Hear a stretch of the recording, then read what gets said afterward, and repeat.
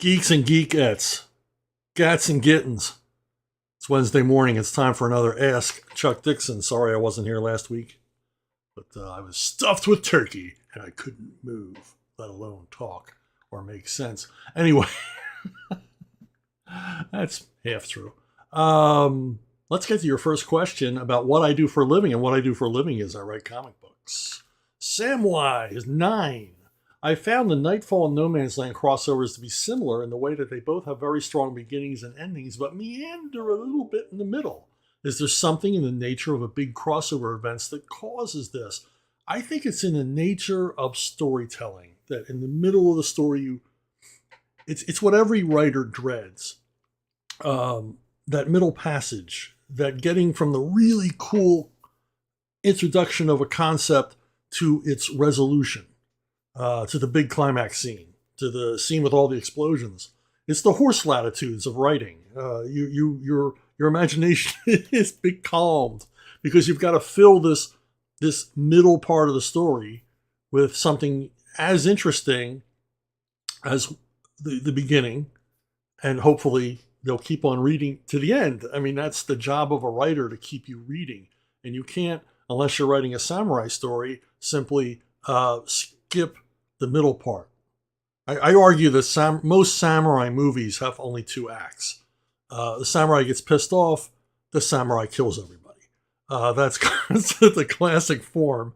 There's really no middle part where he wonders about life or meets a new love.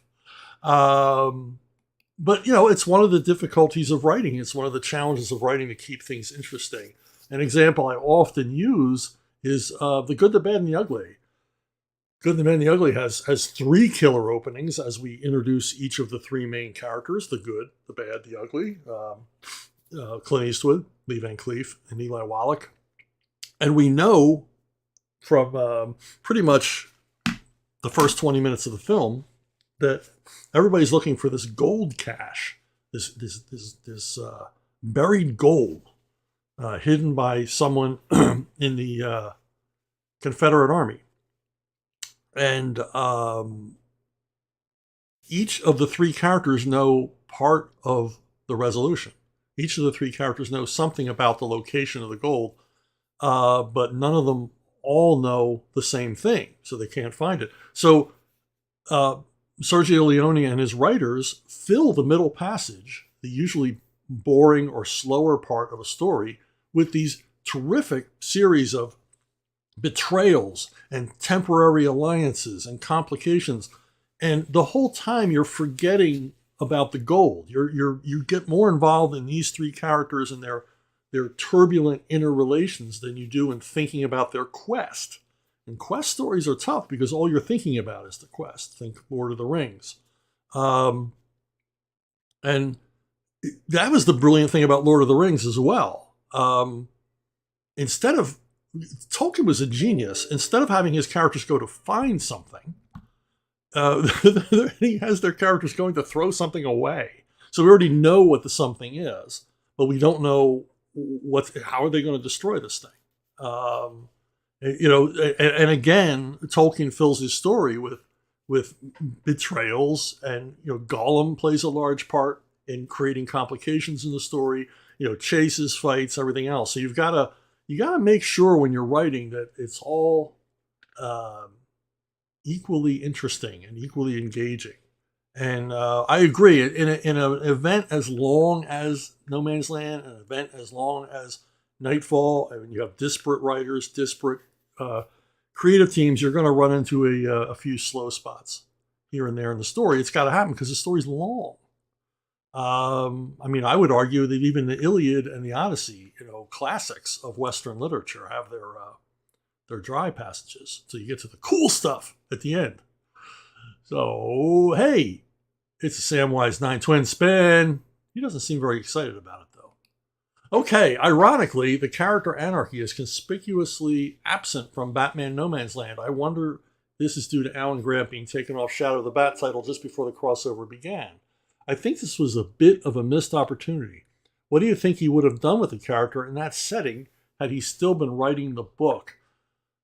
Yeah, I think the simple you've got it. I mean, Alan was taken off of the core Batman books along with Doug Mensch and I, all at the same time. We were all fired on the same day.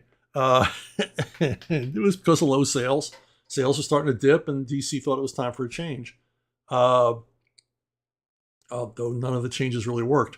So, yeah, Anarchy wasn't included in No Man's Land because Anarchy is a character so associated with Alan Grant that I don't think anybody else wanted to touch it. He's a character created by Grant, and he was very close to Alan's worldview. Alan was you never knew where Alan was going to fall at any given time on any given subject. You could never second guess. I think Alan would say this. No one would ever say that if it knew Alan. So he had his own way of thinking, a truly individual mindset, and Anarchy is the result of that. So no one was going to touch it in No Man's Land. Had Alan been a part of No Man's Land, yeah, I think Anarchy would have been there, absolutely, and he would have been a disruptor in the events, as he always was in his stories. Hokum, I know you're a huge fan of Westerns, and I'm curious if you have an opinion on the two that Tarantino made. They may not technically be Westerns, but Django Unchained and The Hateful Eight are in that theme. I was just wondering if you have any thoughts on them. Well, they are Westerns. I've heard this said before that these aren't Westerns. No, they are. They very much are. Both of them. And Tarantino's a big Western fan. And I mean, he's a Western fan like I'm a Western fan. He loves them all. He loves the singing cowboy Roy Rogers types Westerns. And he likes, the spaghetti Westerns. He likes every kind of Western you can imagine. TV Westerns. And he and I could probably share a long car ride just talking about Rawhide. But Django Unchained is a classic, revenge Western. And, Tarantino is such a Western freak that he didn't want to use any effects. He wanted to film these movies, and he filmed them on film, as they might have filmed them in the, 50s, 60s, or 70s. That tremendous explosion sequence where all the horses fall and the men fall off of them. The vigilantes all get blown up. That was all real. He got real stuntmen, real cowboys, real horse wranglers, and they did those amazing shots live in camera, which no one does anymore. And no horses were harmed because they train the horses to fall. They're horses that just love their job of falling down. I like this movie. It's a mean, nasty Western revenge film. Especially, oddly, we just talked about the middle passage of the story. I like the middle part of the story the most, with Jamie Foxx and Chris Walls basically doing what they do. That amazing sequence where they're going to ambush these guys at a ranch, and it's supposed to be Django's first kill as a bounty hunter. And but then we get to Hateful Eight. If you were to wake me up at 4 a.m. and say, what movie, don't even think about it, what movie do you wish you could unsee? And it would be Hateful Eight. Huge disappointment for me. I mean, shot on 70mm, awesome cast, Tarantino doing a Western again, big budget, and this movie is a freaking mess. This movie is all middle passage. 99% of this film is people sitting around waiting for something to happen. And it's very, very sad. This movie should have had more action, been moved around a little bit more, and been shorter. And I understand that a lot of the things that happen in this film are as a result of the screenplay being hacked and put on the internet. And they made a lot of changes to the movie. And I think they were changes that didn't help it be an entertaining film at all. And I think, they put a lot of shock elements that were unnecessary and frankly quite unpleasant in the film. And things that to me felt very un-Tarantino, to be quite frank. And I don't understand why, because seriously, how many people read the screenplay on the internet? And they were going to go see the movie anyway. How many people really spoiled this film for anybody?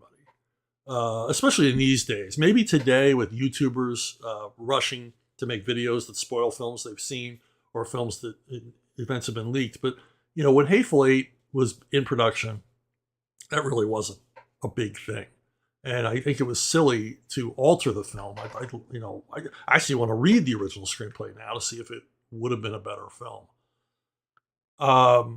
But the thing is that both of these movies are inspired by,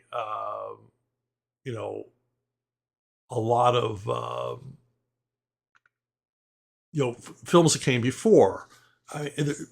There's a phrase I hate, and it's used all the time. Anytime anybody makes a Western these days, they call it a revisionist Western. They call Unforgiven a revisionist Western. There's nothing revisionist about Unforgiven or Django Unchained. These are standard classic Westerns. But they call them revisionist because they deal with more adult, more mature themes. They're dealing with deeper subject matter. But that's not new to Westerns.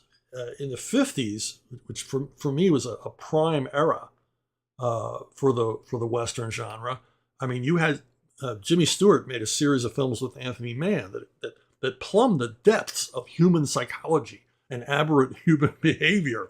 I mean, Jimmy Stewart in some of these films is near psychotic in his behavior. He's still the good guy, but he's driven, obsessed. These are Greek tragedies set in the West, and certainly explore deeper themes. Delmer Daves made a couple of films in the Western genre, 3:10 to Yuma and Jubal, both with Glenn Ford, that do the same thing. They explore the human psyche. 3:10 to Yuma in particular is an action Western, but it's also a bit of a psychological thriller. And certainly not revisionist, because what is a Western? It is a story of conflict that is resolved through violence. And that's as simple as I can get. And that's why people love Westerns, because the form is simple, they understand it, and it's malleable. You can stretch it and do all kinds of things with it. The same can be said for the last films, the last 5 or 6 films made by Randolph Scott with his own production company, using the same writer and director, Burt Kennedy and Bud Bodeker, on all of 6 films. And these two explore themes that were very mature, very adult. These stories are a bit dark. Well, not a bit dark. They're quite a bit dark and noirish, and they're worth checking out. The last films of Randolph Scott before he retired: Ride Lonesome, The Tall T, Buchanan Rides Alone, and what is it? Yeah, can't remember the last one. Comanche Station, which is Clint Eastwood's favorite Western. Next question, Craig Giles. Do you have any stories that you feel are underrated and don't get the recognition they deserve? Not in an egocentric way, but just wish they had reached a wider audience. Yeah, Joker's Devil's Advocate is the one. I've spoken about this a bunch of times. I probably even answered this question before, but Joker's Devil's Advocate by me and Graham Nolan. I really wish it had reached a broader audience.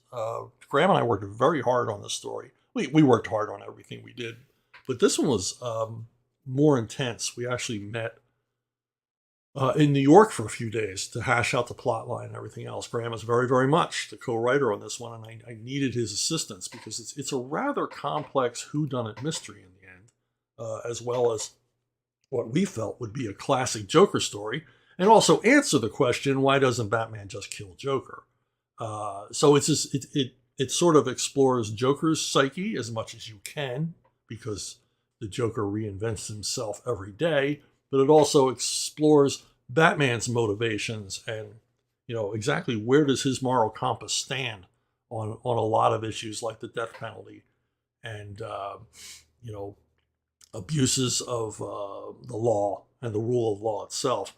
And I wish more people had read it. I wish that DC had marketed it better. They kind of marketed it as, hey, the 2 guys that are doing Detective Comics every month have a really expensive hardcover volume they want you to buy. I think some people thought that it would eventually be serialized in the Detective and didn't buy it. It didn't help that DC really didn't push it very much, advertise it very much, and they didn't keep it in print. or included in collections, omnibuses about the Joker. And as much as they exploit the Joker and Batman at DC, you'd think they would want to keep pumping this one out, even if it meant including it in a volume with other Joker stories. But they didn't, they don't, and what are you going to do about it? But try and find it. They're rather expensive when you do, but check it out. Graham and I are extraordinarily proud of this book. Jeff Pedigo. Who killed Dudley Soames after you left DC? I thought he was an excellent Batman-esque villain with a great gimmick, and he had a fully realized backstory. So I was surprised when they killed him off. Was they writer Devin Grayson or editor Michael Wright, or the whole affair has just never smelled right? Thanks. Yeah, that's one of those nobody leave this room mysteries. Dudley Soames, also known as Torque, former chief police inspector at Bloodhaven, who gets his head turned around, literally, by Blockbuster and somehow survives with his head on backwards. He was kind of my, second to Blockbuster, the main nemesis for Nightwing. And of course, he blames Nightwing for his fate. He doesn't blame Blockbuster. And the other character being Tad Ryerstad, Nightwing. That's Nightwing with a hyphen. Who is a total psychopath, obsessed with justice. And of course, justice is in the eye of the beholder, and in Tad's eye, it's anybody he doesn't like has to be punished. And he has this twisted idea that he's going to be a superhero, this fantasy, and so he runs around in a hockey jersey and a mask, and he's going to imitate his hero, Nightwing. And when the two of them met, it was never pleasant. And he's to me the perfect villain, the guy who thinks he's doing right, and he isn't. He's a twisted jerk. He's not real bright, but he had a backstory as well of obviously child abuse, substance abuse, and everything else. Now, as to who killed him, in my last issue of Nightwing, I had Tad Ryerstad and Dudley Soames enter a room, and there's gunshots, and I didn't resolve it. I left it completely open. I had no idea what I was going to do next, because I wasn't going to do anything next. I was handing the book over to Devin Grayson. I was not going to resolve the storyline. And when Michael Wright called me and said, well, who survives? I said, well, I'm leaving it up to Devin. Now, whether Devin decided that Dudley Soames must die, or Michael Wright told her that's who he wanted to die. I mean, it was editorially driven. I don't know. I don't know to this day. I wouldn't envy anybody taking over the Dudley Soames character. So maybe Devin just chose the path of least resistance, because so she wouldn't have to mimic or imitate or somehow figure out what my voice for Dudley Soames was. Tad Ryerstad, from my point of view, as a writer coming in cold, if I were to come in cold on these characters, I would think, well, Tad's the easier of the two to write, and actually had more story. I think Dudley Soames' story was kind of over at this point, but Tad Ryerstad was, infinitely fascinating as, this brutal moron who could enter the story at any time, as an agent of chaos. So whoever picked it, I think they made the right choice. Probably made the choice I would have made. I would have had a hard time killing Tad, because I both loathe and like him at the same time. So we'll never know unless I run into Devin or Michael Wright sometime and ask them. Cool Guy 9000. What do you think of Jonah Hex and his stories? Recently, I've tried reading his comics through trades and omnibuses, but DC has done a terrible job of collecting them, only releasing one omnibus every decade or so, with the first two being in black and white, and the third being a colored version of the first. Why do you think this is? Well, I really, I don't know. I can't tell you why DC reprints what they reprint and why they do it in the formats they do. I mean, there was a recent DC War collection, which I thought was very odd, because all of the awesome DC War comics there were, and they reprinted some stuff that was actually pretty lame. It was like latter day pale imitations of the classic stuff. of the 60s and 70s. But, I think mostly they have people doing these collections who are disinterested in the material. And, I assume it's based on sales, but, I know the volumes you're talking about. And if they did 2 showcase volumes of Jonah Hex, it means the first one sold. They don't do a second volume of something if the first one didn't sell. So there probably is an audience. I mean, there is an audience for Jonah Hex out there. But do they want to explore it? And that's always been the problem for Jonah Hex, is the disinterest that DC has shown to the character. If you don't know who Jonah Hex is, he came about in the early 70s. Tough guy, Western character, scarred, mean, vengeful, vindictive. Just a nasty piece of work, a real anti-hero created to be an anti-hero, and, ran for a long time in, starting in Weird Western, and ran for a long time in his own comic, which was one of DC's top-selling titles. In the 70s, their superhero titles were bottom basement sales-wise. No one was buying Superman, Batman, Green Lantern, and the rest. Their biggest sellers were their, quote-unquote horror comics, which really weren't that horrible. They were more mystery comics, but those sold well. Supernatural comics, I should say. And their war comics, they had 5 war titles all through the 70s, whereas Batman and Superman only had 2 each. And Jonah Hex. Jonah Hex sold very, very well. He sold, sometimes, some months he was their #1 title. So there was an enormous audience for these Western stories. And I liked them. Michael J. Fleischer writes most of the run. I only lost interest as a reader when Hex gets married. Always a mistake. And they kind of have him settle down. I didn't, I kind of lost interest in the book at that point. But, the artwork is terrific. Tony DeZuniga, Louis Dominguez, Jose Garcia Lopez. Just does, they're doing fantastic work on this stuff. And a lot of people say, well, Jonah Hex was inspired by the spaghetti westerns, and maybe in part that's true, but I really think, I really think they were more inspired by a series of very, very mean, very, very brutal, very, very cynical, and violent westerns that came out, produced by American companies in the early 70s. Movies like The Hunting Party, Valdez is Coming, Chado's Land, Lawman, and others. And these were like standard Western stories, but with a really nasty turn. I mean, Hunting Party was rated R. The rest of these were rated PG, but remember, they were 1970s PG, which would be an instant R today.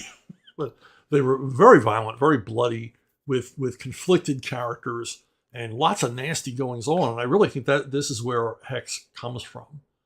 And another proof of Hex's popularity was that he was collected into digest-sized comics on 3 occasions. So that's another testimony that he was a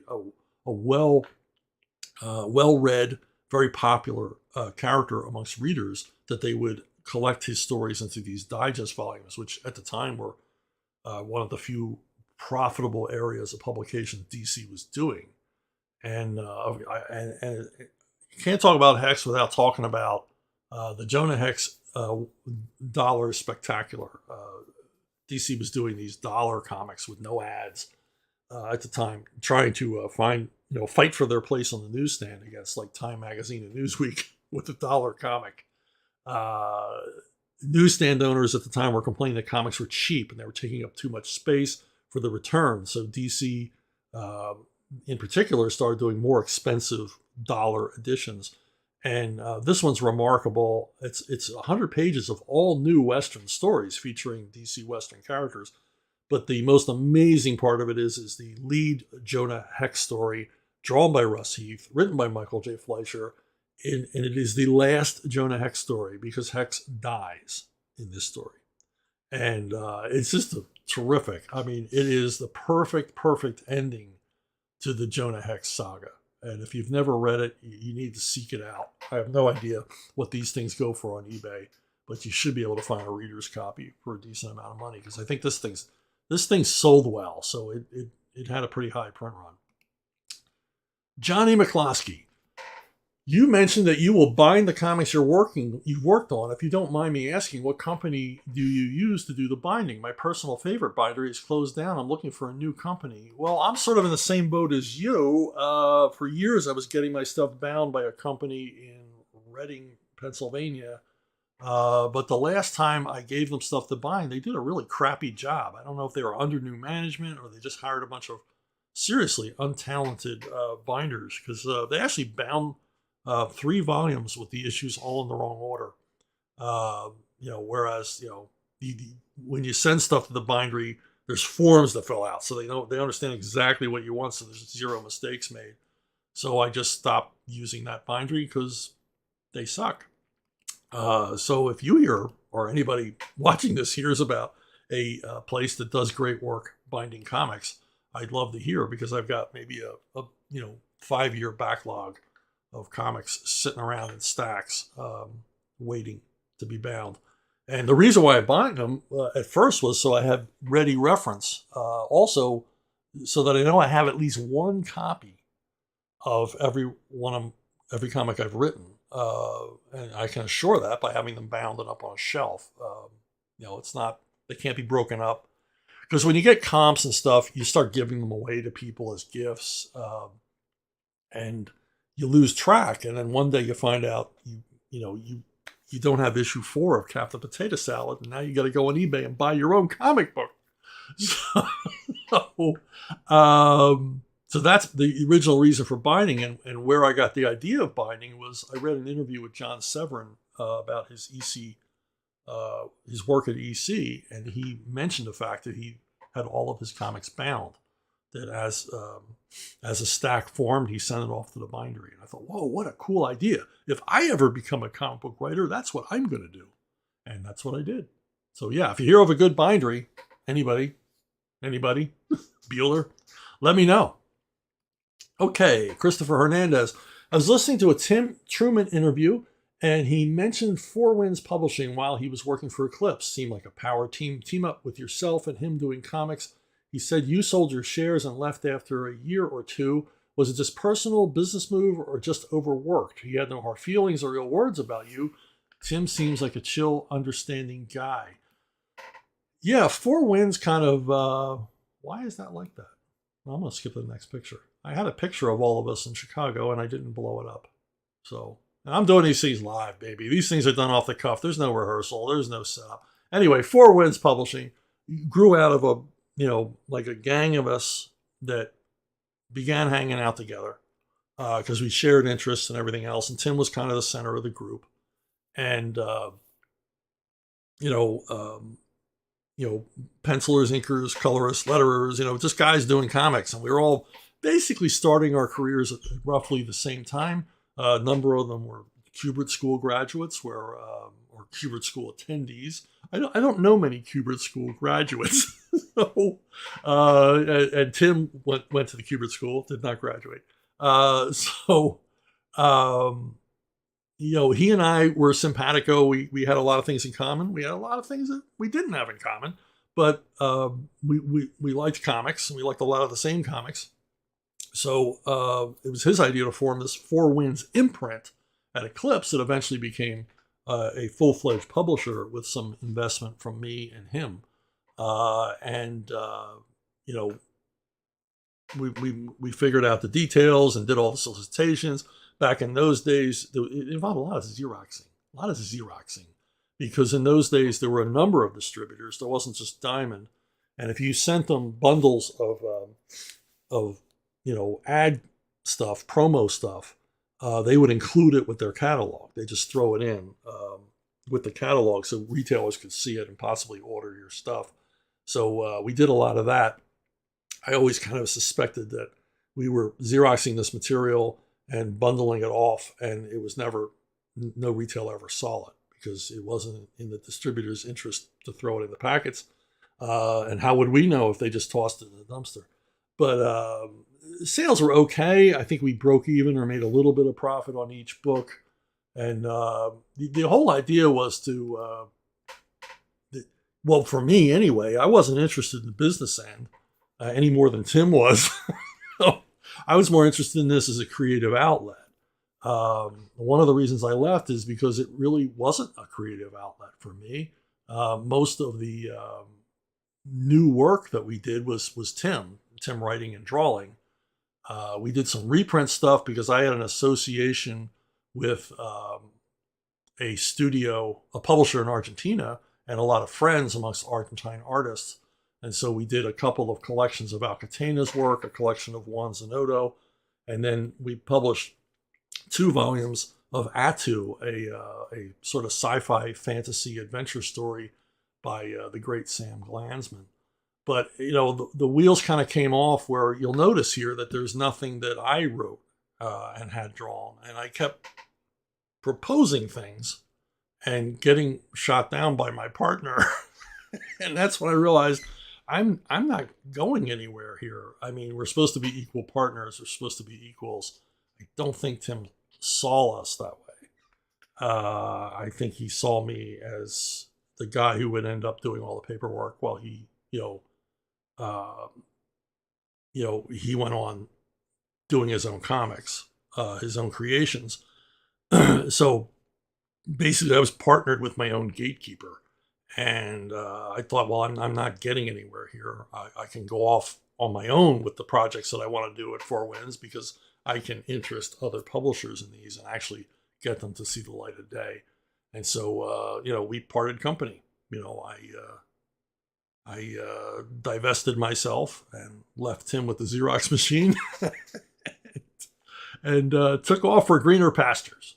So that's the story of Four Winds. And lots of our friends and stuff were so disappointed because they thought we were like the next Beatles of comics or something. Like we were gonna, move the earth and change everything. I don't think that was going to happen. I didn't care about that. I didn't want to be a big player in the comic book business, and I don't think that Tim wanted that either. I think we both just wanted a creative outlet for stuff without having to pitch. We wanted to do what we wanted to do. And it ended because I wasn't getting to do what I wanted to do. Simple as that. Hey, if you want to get a hold of me, you can email me at brunobookstore@gmail.com. Questions, suggestions, pictures of your doggies and kitties, pictures of shelves full of your own bound books. I don't care. And this is the most direct way to reach me. I never miss a question here. Now you can ask questions below this video. You can ask me questions on Facebook or Twitter, but chances are I might miss them. But I'm not going to miss it if you send it here. And hey, while I got you, you might want to check out Midnight's War. It is a vampire epic.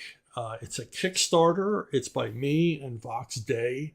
It presents an alternate universe where vampires are the ruling class. They are not only the apex predator on the planet, they're running things. They're the politicians and businessmen, and the rest of us are just cattle and serfs to these undead ruling class. And my portion of this is the creation of Kyle Buckner, a former soldier who becomes a cop. A human cop who's kind of the day watch for the vampires. And he gets involved in all kinds of adventures and mysteries. It's a police thriller set in a world ruled by vampires, and will have a spinoff. I've already written 2 issues of Midnight's War Night Streets, which will be out following the printing of this graphic novel. People have been asking for a while, when is Arctoons going to start printing some of the material that show up on the Arctoons webcomic site? And this is the first of many. Now, the project I'm working on is Rambo in First Kill. And it's a comic done by Splatto Comics, written by me and Sylvester Stallone, or Sylvester Stallone and me properly, and has some incredible artwork by a fantastic team of artists, include Butch Geis, Matt Barr, Aaron Afflesh, and it's in the coloring stages right now, and it is available. Let's get this up here. It is available on Indiegogo as an in-demand.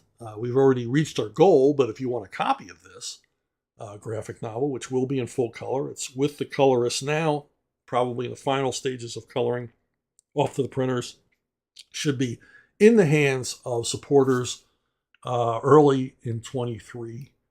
And it's cool stuff. It's Rambo's first tour in Vietnam, and it is a stand-up, gutsy war story. A lot of the incidents in this story are based on events described to me by vets who served in Vietnam, who told me these stories firsthand, and I incorporated some of the elements of their stories into this. So if you ever wanted to know how John Rambo became the man he appeared to be in the movies, this is your opportunity in comic form. So check that out at Indiegogo. And that's it for me this week. I want to thank you for watching, listening, liking, subscribing, spreading the word, and supporting any of these projects. And I really appreciate it. So look for the links below to all the stuff I talked about here, and I'll see all of you down the